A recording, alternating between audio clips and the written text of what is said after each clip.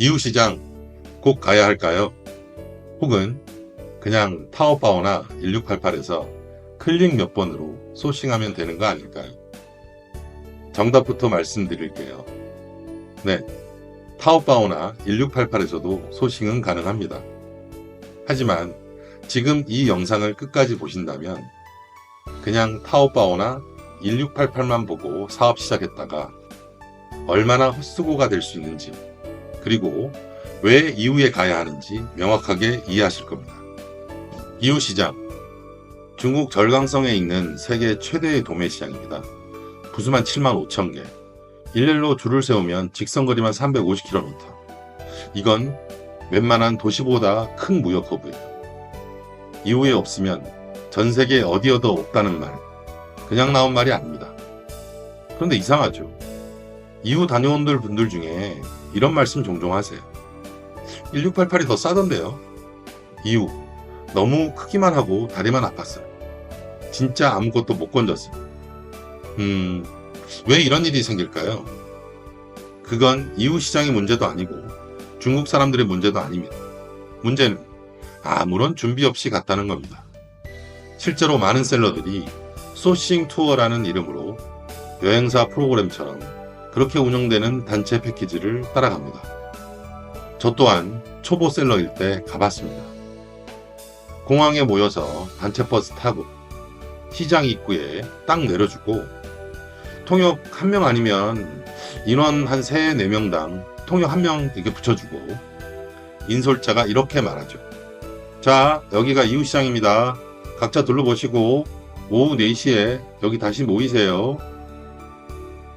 아니, 그 방대한 시장을 도대체 어디부터 어떻게 봐야 하죠?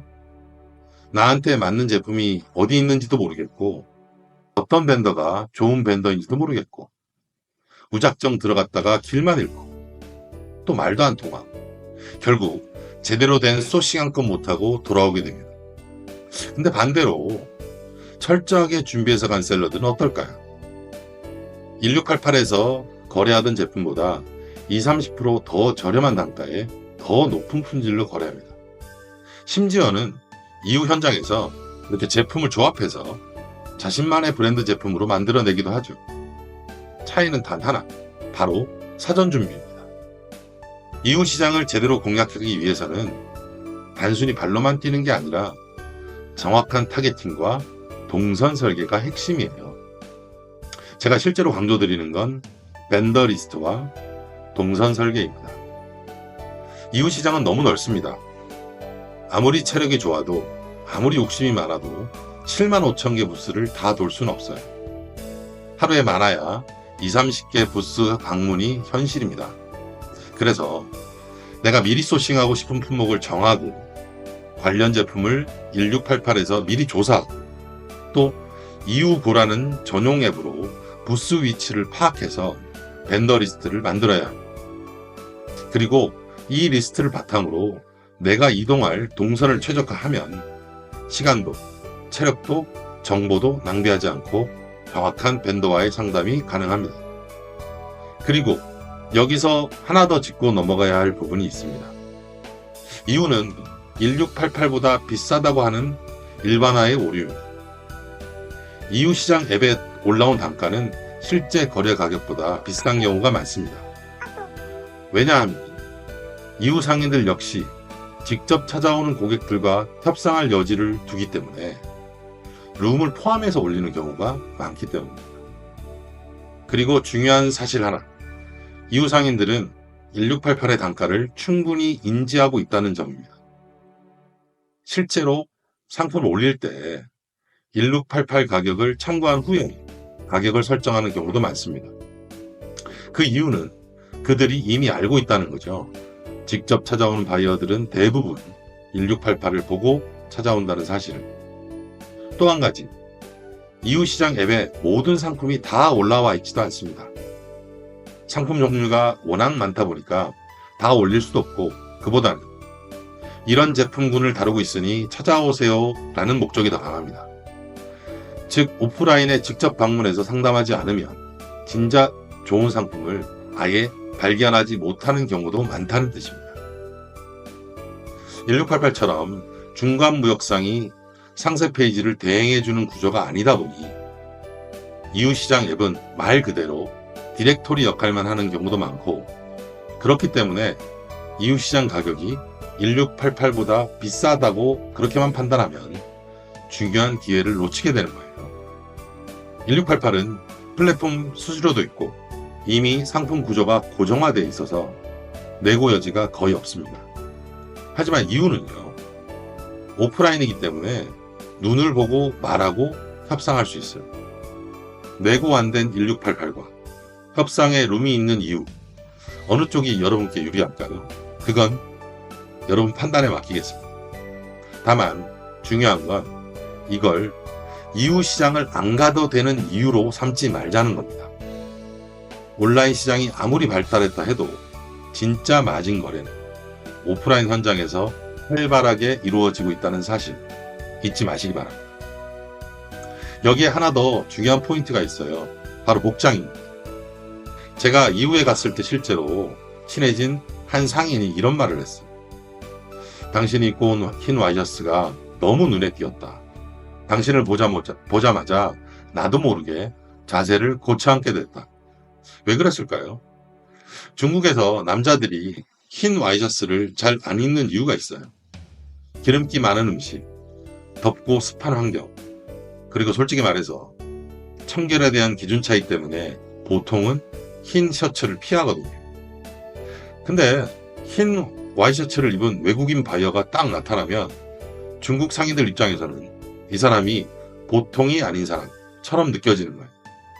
실제로는 중국 공산당원이나 공무원 아니면 진짜 비즈니스맨들이 그런 복장을 많이 하니까요. 작은 차이가 신뢰로 이어집니다. 말이 안 통해도 외모와 태도로 인상을 줄 수 있고, 그게 바로 협상의 시작점이 될 수 있는 거죠. 제가 강조하는 핵심 소싱의 4단계 전략입니다. 1단계는 타오바오나 1688, 기본 가격, 상품 구조, 품목 이해에 사용됩니다. 하지만 여긴 누구나 들어가요. 차별화 불가능입니다. 2단계는 이웃시장, 실물 확인, 직접 협상, 맞춤 제작이 가능합니다. 여기서 진짜 바이어로서의 시작이 이루어지죠. 3단계는 지금 말씀드릴 중국 로컬 도매시장입니다. 이후보다 더 싸고 더 빠르고 더 유연한 거래가 가능한 곳이죠. 그리고 마지막 4단계는 중국 공장 직거래입니다. 좀 난이도가 있는데요. 중국 로컬 도매시장을 가면 그 지역에 특화된 산업단지에서 파는 아이템이 많기 때문에 공장 직영 도매상을 만나는 경우도 있습니다. 공장 직영 부스가 도매시장에 나와 있다는 건 상대적으로 MOQ가 유연하다는 의미이기 때문에 단가 경쟁력뿐만 아니라 내 상품을 만들기 유리해진다는 의미가 됩니다. 그러니 2단계인 이웃시장마저도 안 가도 되는 자기 합리화의 이유를 만들고 1688로 방구석 여포 셀러로 만족한다면 어떻게 중국 공장과의 직거래, 어느 세월에 내 브랜드 상품을, 그것도 단가 경쟁력 있게 만들어낼 수 있을까요? 일단 2단계인 이후부터 가봐야 합니다. 그리고 이 4단계를 제대로 활용하려면 그 기반이 되는 게 필요해요. 바로 중국 핸드폰과 중국 계좌입니다. 위챗, 알리페이, 송금, 상담, 샘플 발송, 모든 게 이걸 기반으로 움직입니다.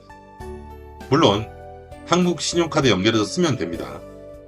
그런데 수수료도 만만치 않고 또 기능도 일부 제한적입니다.